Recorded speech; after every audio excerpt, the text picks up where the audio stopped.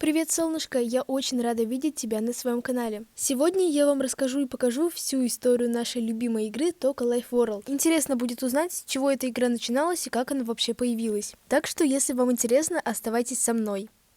Сейчас Toca Life World — это одна из самых популярных детских игр. Эта игра представляет собой огромный открытый мир с множеством локаций. Но раньше каждая улица — это была отдельная игра.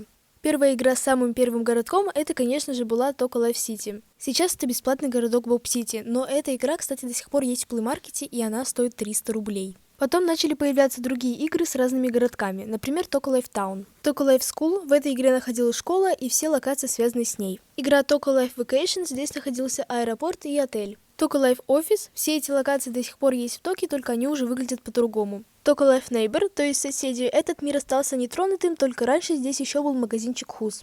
Toca Life Farm — все локации в этой игре были связаны с деревней и фермой. Toca Life Hospital — именно здесь появились первые маленькие дети в Токе. В этой игре была только одна большая локация, то есть больница. Кстати, появление всех этих локаций я показываю вам не по порядку, просто рассказываю, какие вообще были. Ну и, конечно, Toca Life Pets, где появилось огромное множество животных в Токе, которые есть и по сей день. Еще одна игра, в которой была всего одна локация, это локация Дом творчества. Игра называлась Toca Life After School. И последняя игра — это Toca Life Stable. Здесь было все с лошадями. Кстати, раньше в этом мире было всего 4 локации. Сейчас, как вы знаете, их намного больше.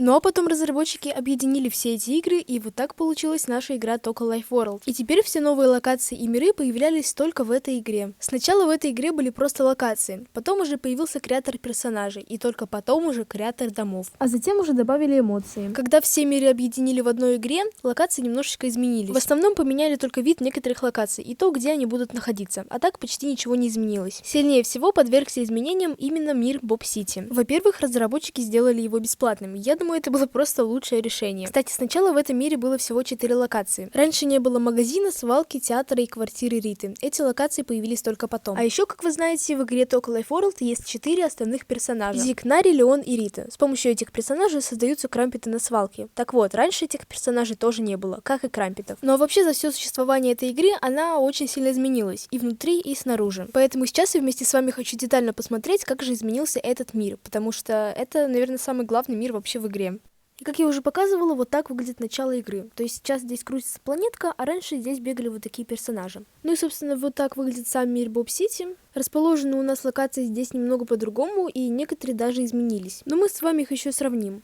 Давайте сначала посмотрим на почту, вот так она выглядела раньше, а сверху вы можете увидеть, как она выглядит сейчас. Очень она изменилась, и в новой почте появилась кнопочка, которая загорается, когда появляется новый подарок. И прямо рядом с почтой находится свалка. Да, так она раньше выглядела. Ну а сейчас давайте посмотрим на почту внутри. Как видите, здесь почти ничего не изменилось, также сидит крампет. Ну а дальше уже можно заметить некие изменения, если что, сейчас это место выглядит вот так. Как можно заметить, тут нет кнопки, чтобы получить подарок, потому что раньше подарки на почте не выдавали. Точнее, их выдавали, но чтобы получить была отдельная кнопка внутри игры. И если на нее нажать, то там нужно было ввести код, и тогда тебе придет подарок на почте. Он также здесь вылезал, но сейчас этого нет. То есть у нас просто выходит подарок каждую пятницу. Я думаю, из-за этого сейчас есть такой хайп, типа введите пароль, и вам дадут бесплатную локацию или какой-нибудь подарок. На самом деле это не работает, и никогда не работало. То, куда вы пытаетесь ввести пароль, это не пароль, это родительский контроль, чтобы ребенок нечаянно не залез и не купил локацию. Ну ладно, в общем, также здесь изменился плакат. Вместо плаката теперь висит телевизор, где показано объявление о подарках. И в конце локации тоже есть изменения. Вообще почта — это самая локация, которая больше всего изменилась. Так как раньше подарков не было, здесь находились обычные предметы. Сейчас все эти вещи можно найти на свалке. Теперь я предлагаю пойти на свалку. Как видите, эта локация просто кардинально изменилась. Раньше она была просто малюсенькой, а сейчас это огромная свалка с многими гаражами. Ну и внутри эта локация тоже очень маленькая. Раньше здесь выглядывал какой-то чудик, а теперь из коробки выглядывает котик.